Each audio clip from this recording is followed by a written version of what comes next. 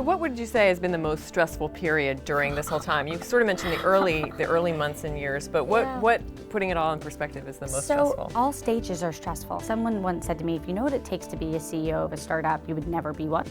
And that gets truer and truer, like almost every year as it got deeper.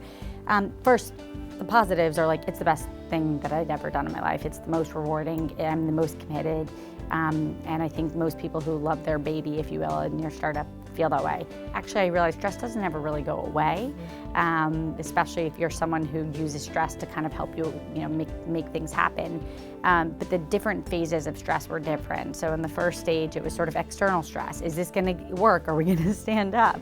And as you get to the end of it, it becomes internal stress. We're growing really quickly. We're adding so many bodies. How do we keep everybody on the same page? Post-acquisition, combining two companies, lots of different types of stress, but so rewarding in so many different ways. And maybe the peak stress was being 9 months pregnant and giving birth to my first child 3 days after we got acquired. Was it sad or hard in any way, Yeah, did it feel like there was a weight lifted? What did it feel like? So that's really interesting, but as the CEO, it's not really about me, to be honest. I kept reminding myself that actually my job is someone who's on the board. I'm responsible for the shareholders, I'm responsible for the team, and I felt like my job was to get us to a point where we had options and we got to decide what we wanted to do, which we were in such a good spot that we got to do that. And I remember finally, probably a week before the acquisition, finally being like, okay, Alexa, now what do you want? Do you see more companies getting acquired by older, kind of existing establishment financial institutions like yours? Yeah, so I think there'll be a lot more acquisition. I think that in order to truly innovate, it is so hard inside of these big companies to be able to find the bandwidth, especially if they're publicly traded, to be able to create the space for innovation to happen. So I think that acquiring startups, acquiring the digital talent, the digital thinkers into those spaces, I think you're seeing a lot of big companies digitally transform. And I think the best way for them to do it is to get very nimble teams of those thought leaders to come in and actually help create the tense dynamic of helping people truly innovate. And I think that that's where we're going to see a lot of innovation.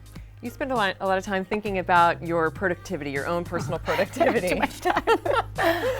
And well, I'll ask you about time management. But what are some diehard rules that you really adhere to that really make everything possible? I mean, you have a child now, and things are different. First, I'm a fun person, and I like my weekends to not be super scheduled. But during the weeks when I'm trying to really get things done, I try to take as much decision off the table, if that makes sense. So things like I eat the exact same breakfast and lunch. I try to keep my Mondays, Tuesdays, and Wednesdays to almost follow the same schedule every single week. So it's literally just, there's no friction points in how we think. It's really just these regular schedules where I can accomplish the things we need to. If you weren't CEO of LearnVest, what would you be doing?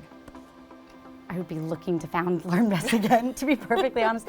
No, I think that this is my issue that I want to solve, and I think I think I'm actually, so we call this chapter 2 that we're in post-acquisition. So chapter 1 was getting, the software built and where we are today. Now chapter 2 is really unleashing that software, and we launched LearnVest at Work, where you can buy a subscription for your employees, where they can come and actually get a financial plan. And we're now getting into really big companies, and we can see this really exciting growth. But to be honest, I think this is the problem. This is the problem that I want to see through helping America's wallet touches everybody in such a fundamentally deep and true way. And I just think, I think I've only made the beginning of a dent, and I have a lot more work to do. So I wouldn't be doing something else. Okay, so what did 10-year-old Alexa want to do? I literally, 5-year-old Alexa told my librarian that I wanted to be the first woman president of the United States.